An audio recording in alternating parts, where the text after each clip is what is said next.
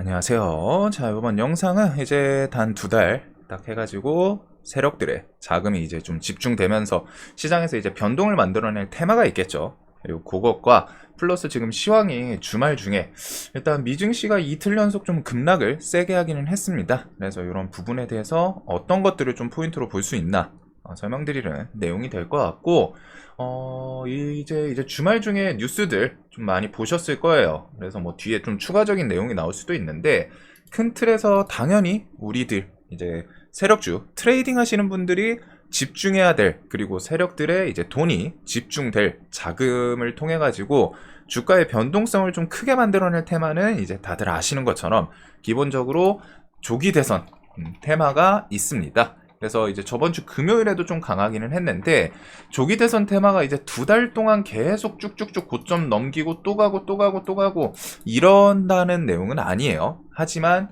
변동성에 대해서 시세를 주다가 갑자기 좀 뭐 특별한 이유 없이 어느 정도 하락폭이 세, 그러면 그런 자리에서 또 일정 구간에서 좀 횡보하다가 전고점 좀 돌파한다거나 이런 식의 움직임이 나올 수 있기 때문에 대선 테마는 이제 조금 거부감을 느끼시는 분들도 있고, 뭐 이전에 좀 세게 데워보신 분도 있고, 대선 정치 테마라는 거를 진짜 조금 부담스러워 하시는 분들이 있어요.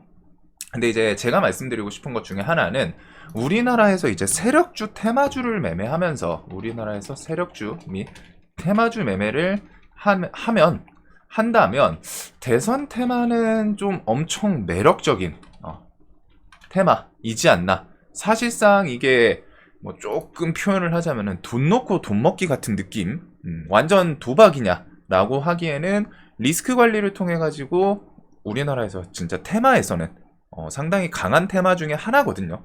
정확히 말하면 매번 반복되는데 고정적으로 강한 테마라고 좀 표현을 할 수 있을 것 같습니다. 그리고 강한 테마에서는 결국 돈이 돼요.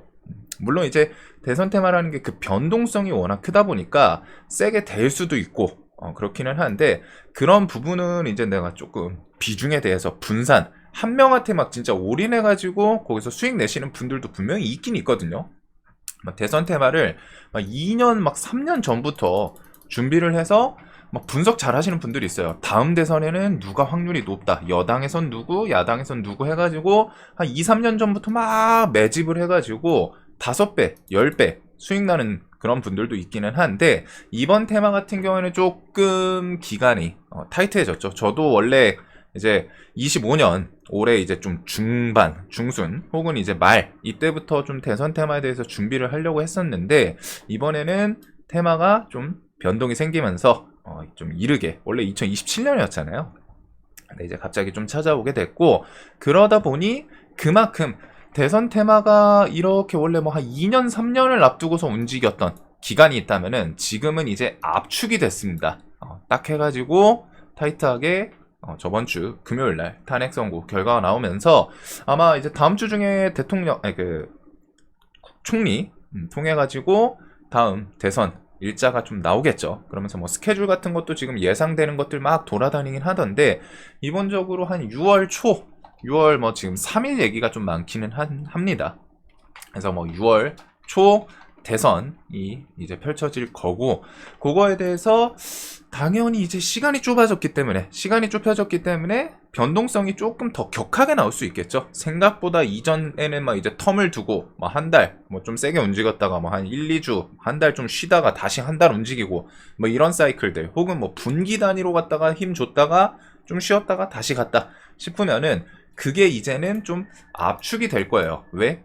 2달, 60일이라는 기간 타이트해졌기 때문에 그만큼 변동성이 클 수 있는데, 요 대선 테마 뭐 무조건 해야 된다 이건 아닙니다. 하지만 우리나라에서 세력주 테마주 매매를 하면서 엄청 강한 고정적인, 그리고 앞으로도 반복될 그런 메인 테마이다 보니까 이쪽은 최소한 공부는 좀 하셨으면 해요. 그리고 여기서 한 종목 한 명한테 그냥 이제 뭐 풀베팅, 자신 있으면은 그럴 수는 있지만, 기본적으로 대선 테마를 제가 엄청 좋아하는 이유 중에 하나가, 사실 좀 분산만 하면은 여기저기 알아서 순환하면서 좀 돌려주는, 즉 욕심의 차이인데, 나는 A라는 인물한테 풀베팅해서 막 5배, 10배를 노릴 거야, 이런 관점으로 접근하는 게 아니라 사실상 대선은 이제 여러 명이 출마를 하죠. 보통 뭐 한 명이 딱 해가지고 독보적으로 한 명만 대선 출마하고 그게 아니잖아요.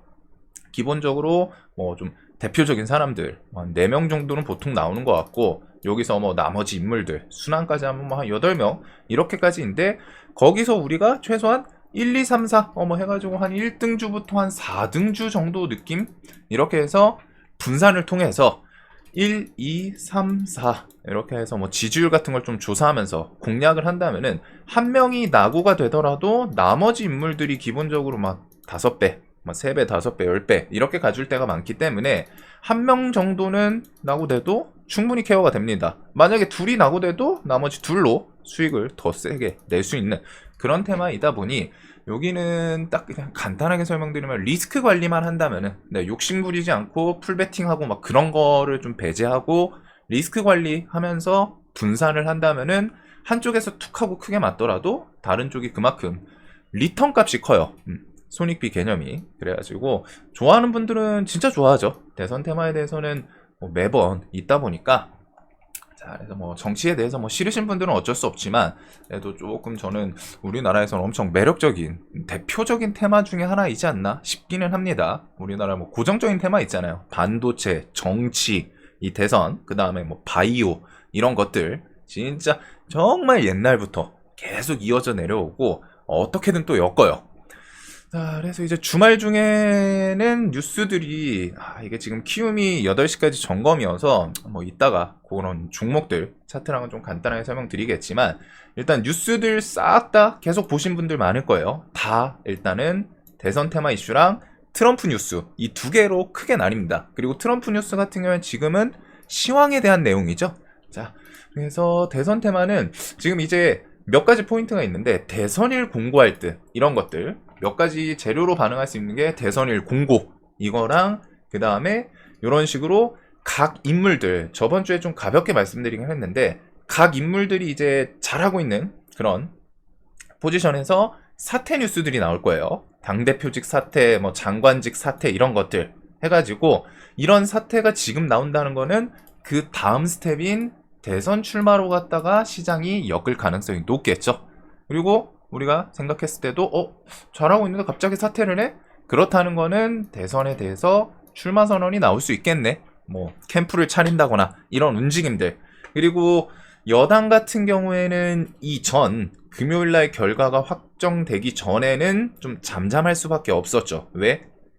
그 전에 대통령 탄핵 선고 결과가 나오지 않았는데 난 조기 대선 출마할 거다 라고 하면은 내부에서 이제 배신자로 찍힐 수 있기 때문에, 그래서 이제 여당 측에서는 이제 한동안 언급이 없었어요. 좀 조용조용, 혹은 뭐 몇몇 인물들이 있기는 했는데, 이제는 이제 그 벽이 무너졌죠. 무너졌기 때문에 이런 식으로 발표 나오는 케이스들이 많을 겁니다. 저번 주까지 좀 조용했다가, 그래서 이제 멤버십에서는 오히려 이게 결과가 나오면은, 탄핵 선고 결과가 확정이 되면은 그 이후부터는 여당 관련주들은 이제 좀 순환, 여당 같은 경우랑 지금 야당이랑 좀 다른 게, 야당은 원탑이라고 부를 수 있는 지지율에 대해서 이 사람이 그냥 독보적이다 라고 말할 수 있는 야당 대표가 존재해요.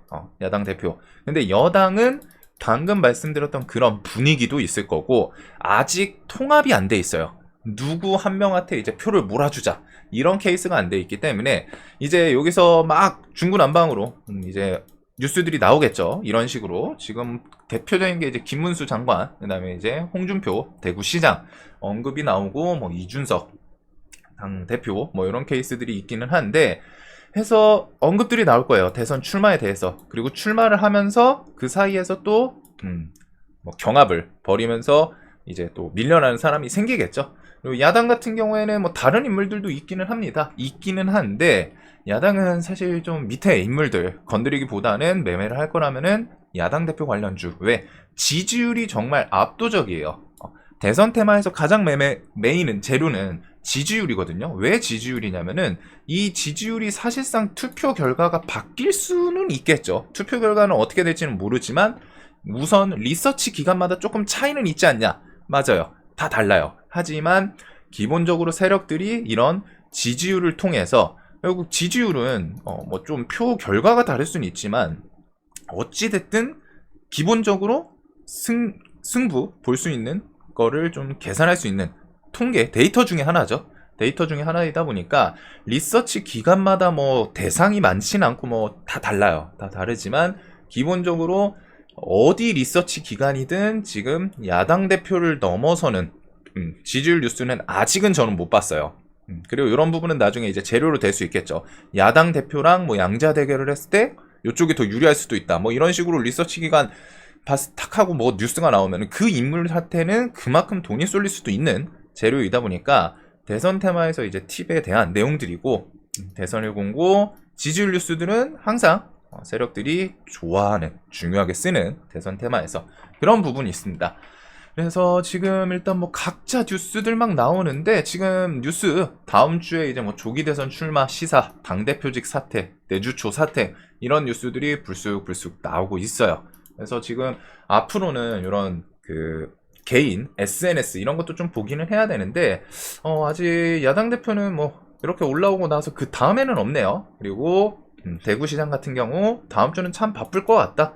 화요일은 퇴임 인사 다니고 이제 공식적으로 언급을 한 거죠. 시장직 내려놓겠다라는 거. 그다음에 뭐 책 출판부터 해서 금요일은 감사 인사를 할 예정이고 그다음에 이사를 한다. 25번째. 그래서 마지막 꿈을 찾아서 뭐 상경한다.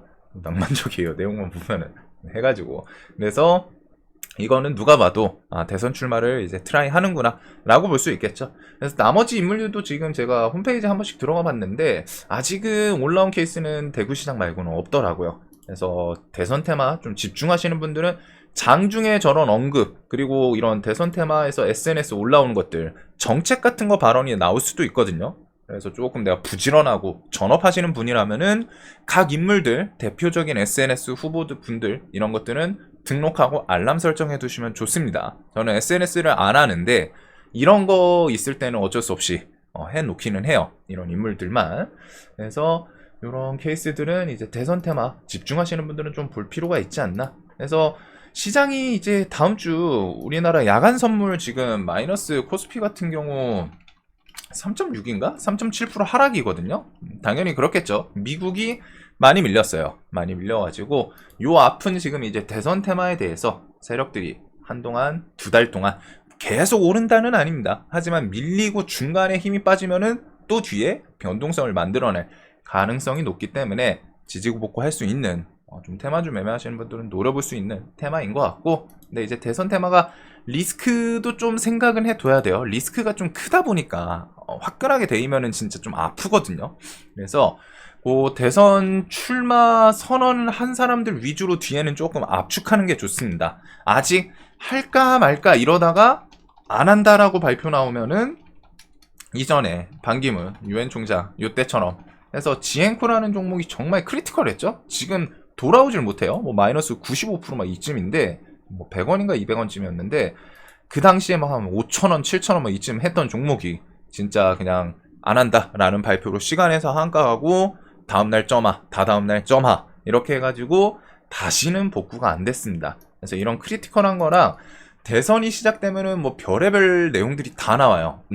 해가지고 그냥 상대 후보 막 해가지고 상처 입히기 위해서 뭐 언론 플레이들도 나오고 이때를 기다렸던 뭐 트집 잡는 뉴스들 막 그런 게 막 나오거든요. 그래서 그런 게 또 하락을 하면은 기회가 될 수 있는 뉴스도 있기 때문에 계속 보셔야 되고 자 그래서 앞에는 이제 한동안 대선 테마 특히 대선 같은 경우에는 우리나라에서 내부적으로 지금 큰 이벤트이기도 한데 시장에서 돈이 뭐 지금 시장 자체가 안 좋다 보니까 돈 쏠림이 더 화끈하게 이어질 수도 있겠죠. 그래서 한동안은 지수 하락을 한다. 시장이 안 좋다.